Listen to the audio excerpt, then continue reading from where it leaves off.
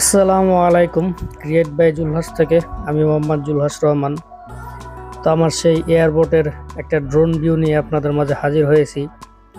তো শুরুতেই বলবো, ভিডিওটি যদি ভালো লাগে ভিডিওর শেষে একটি লাইক দিয়ে যাবেন, আর এই ভিডিওটি সকলের মাঝে শেয়ার করার চেষ্টা করবেন যেন সবাই আমার এই এয়ারবোর্টের ড্রোন ভিউটা দেখতে পায়। তো ভিডিওটা আশা করি অনেক সুন্দর হবে, আর ভিডিওটা আপনারা দেখতে থাকেন, তার সাথে আমি অল্প কিছু কথা আপনাদের মাঝে শেয়ার করি। সেটা হচ্ছে যে আমি গত 5 মাস আগে আপনারা দেখেছেন একটা বিমান আকাশে উড়িয়েছি, আবার একটা এয়ারবোর্ট তৈরি করেছি।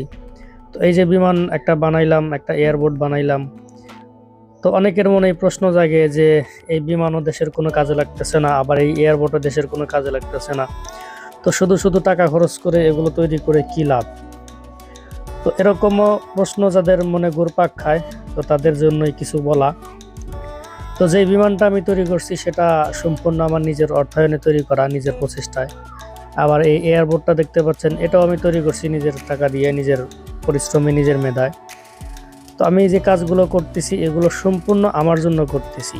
আমি আমার ব্রেনের জ্ঞান বাড়ানোর জন্য, আমার মেধাকে বিকাশ করার জন্য আমি এগুলো করতেছি। তো এগুলো দিয়ে যে দেশের ভালো হবে সেটা ভুল ধারণা। দেশের ভালো কখন হবে? যখন আমার এই মেধাকে দেশ কাজে লাগাবে, তখন দেশের ভালো হবে। তো এই বিমান, এয়ারবোর্ট এগুলো আমি সম্পূর্ণ তৈরি করছি মেধা অর্জন করার জন্য, দেশের কাজের জন্য না।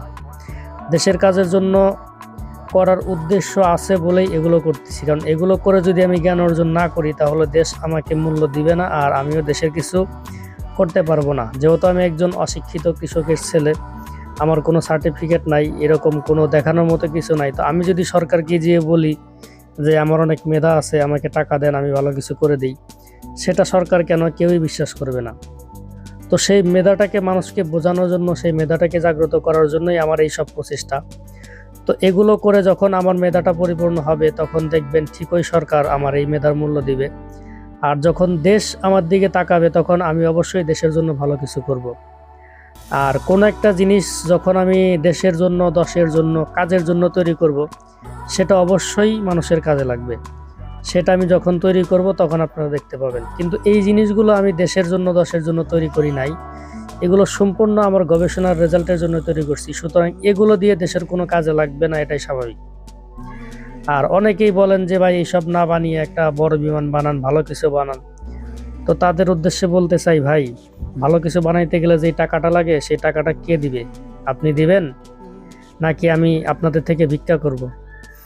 এত কিছু হয়ে গেছে, এত কিছু করছি, তারপরেও সরকার কোনো সাড়া শব্দ দেয় নাই, এমনকি কোনো টাকাওয়ালাও আমাকে টাকা দিয়ে হেল্প করে নাই। তাহলে এই যে যে কাজগুলো, এগুলো আমি কোন টাকা দিয়ে করব? তো সেই প্রশ্নটা আপনাদের মাঝে আমি রেখে গেলাম।